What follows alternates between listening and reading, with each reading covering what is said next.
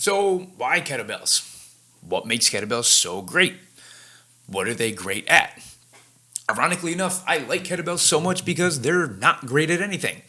Well, at least they're not the best at anything. They're definitely great at stuff. But realistically, if you wanted to be the strongest person in the entire world, then yeah, I'm going to tell you to go use barbells.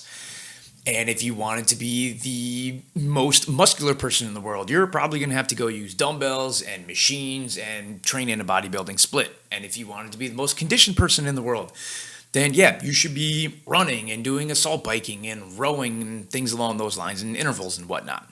Realistically, kettlebells aren't at the top of the list for anything in terms of strength, mobility, conditioning, or anything like that. Except maybe like convenience, because if you have 3 or 4 of them behind you stuffed into the corner, you essentially have an entire gym, which is something they're great for. But other than the convenience aspect, they're not really at the top of any of these lists. But they are very good at all of those things.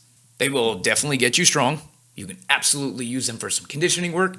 You use them in a specific way, you're going to be really mobile and flexible. And again, same concept, you're going to be building muscle when you're using them. So you're going to be doing a little bit of everything. They're kind of like Michael Jordan in a sense. He doesn't have the most points, steals, assists, rebounds, what else we got? 3-point shots made or anything like that. He doesn't have the most in the history of the NBA.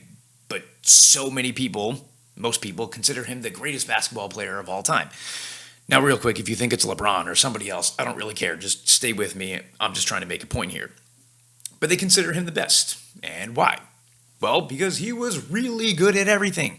He could score a ton of points. He could get a lot of steals. He was a great defensive player. He could get a lot of rebounds and all of those things, even though he wasn't at the top or have the most ever in any one of those categories. Even championships, he doesn't have the most. Now, look, I also know that part of that has to do with his feeble and pathetic attempt at baseball that took a few years away from his career. But at the end of the day, he's not at the top of the list of any of those. And something else that Michael Jordan did was whenever you needed him the most, in crunch time, he always came through. And that's what kettlebells do. Look, they're not at the top of the list of anything. Like I said, if you want to be the strongest, use barbells. You want to be the most conditioned, rowing and assault biking and things along those lines.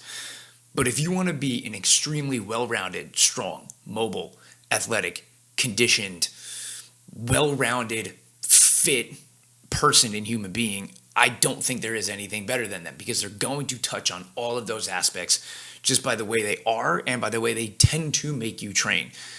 And when you need a 30-minute strength and conditioning workout where you're hitting on all parts of your body and you're getting strong and your heart rate's up and you're doing some mobility, there's nothing better than kettlebells. At least I haven't found anything. If you found anything, let me know, but you're probably wrong.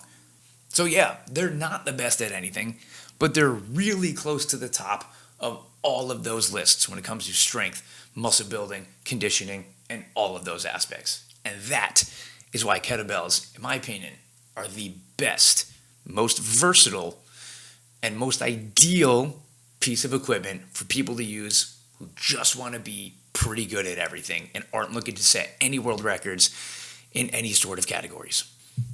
So yeah, that's why kettlebells. Now, if that has convinced you that you need to try out some kettlebells, go ahead and click the link in my description below so you can save 75% off your first 4 weeks of training.